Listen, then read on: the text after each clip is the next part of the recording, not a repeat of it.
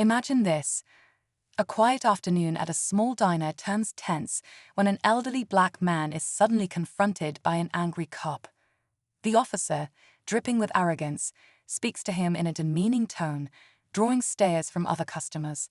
The man remains calm, his tired eyes reflecting years of enduring such treatment. But the cop doesn't stop. He humiliates him further, acting as though he's untouchable.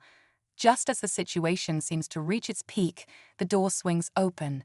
In walks a confident woman in professional attire, his daughter. The energy in the room shifts instantly.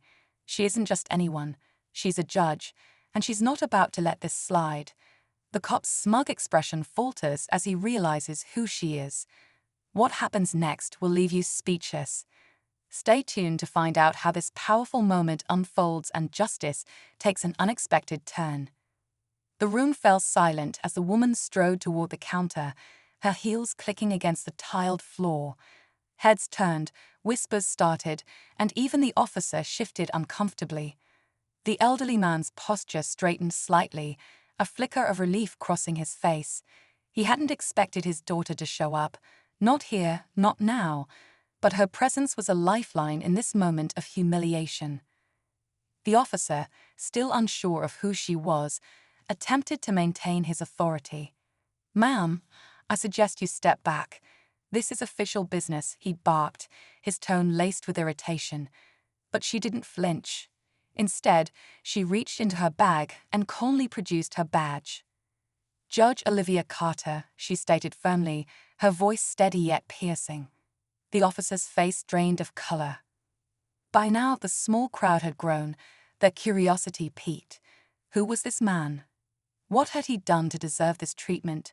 And what would his daughter, a judge, do next? The officer hesitated, his confidence wavering as he stared at the badge in her hand.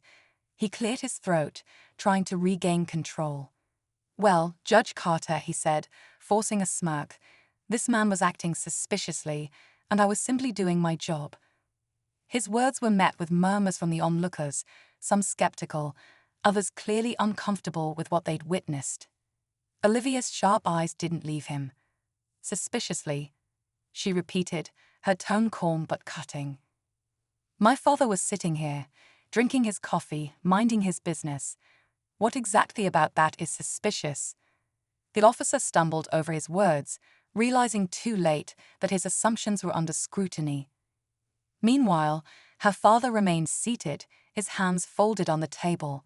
He had seen this play out before, a person in power using their authority without accountability.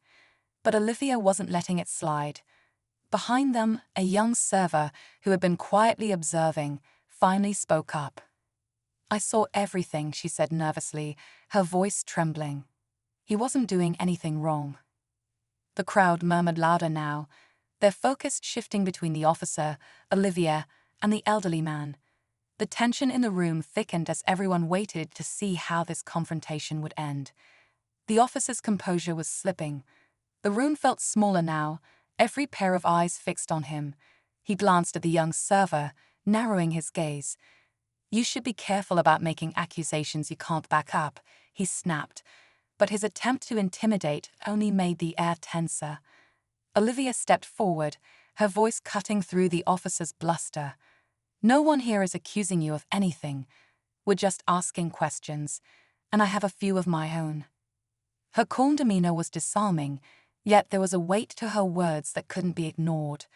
"Do you often approach elderly citizens drinking coffee as threats? Or does your suspicion have something to do with my father's skin color?" The crowd let out a collective gasp. The officer's face flushed, but before he could respond, another voice joined the fray. A man near the back of the diner spoke up. "I saw it too. He didn't do anything to deserve this."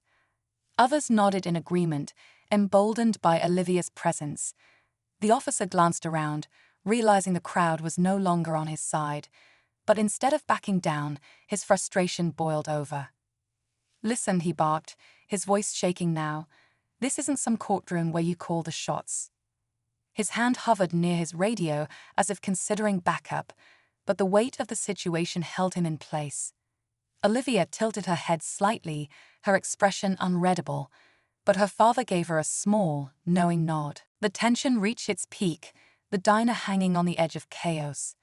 Every second felt like an eternity as the officer and Olivia locked eyes, the balance of power teetering in an unspoken standoff. What would happen next? Everyone in the room, including the audience watching this story unfold, was about to find out.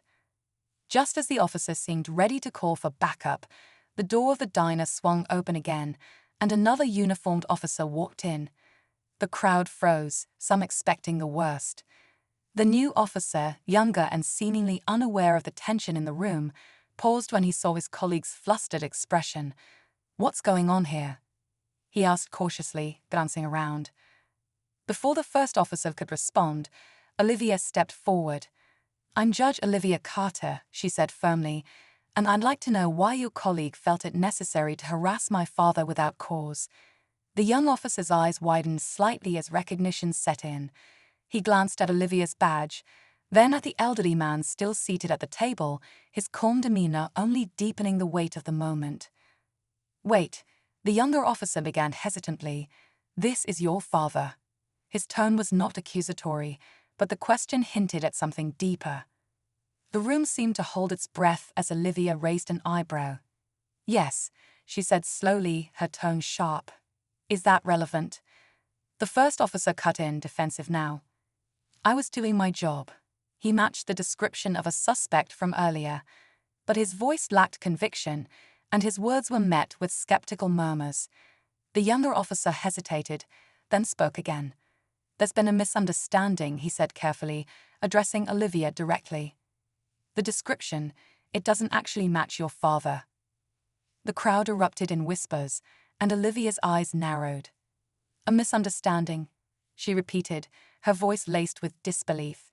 "You mean to tell me this entire situation was based on nothing more than an assumption?" The younger officer shifted uncomfortably, but before he could respond, her father, quiet until now, spoke softly but firmly. "This isn't the first time," he said, his voice steady despite the weight of his words. "But it might be the first time it ends differently." His calm declaration silenced the room once again, leaving everyone wondering what Olivia would do next, and just how far this confrontation would escalate.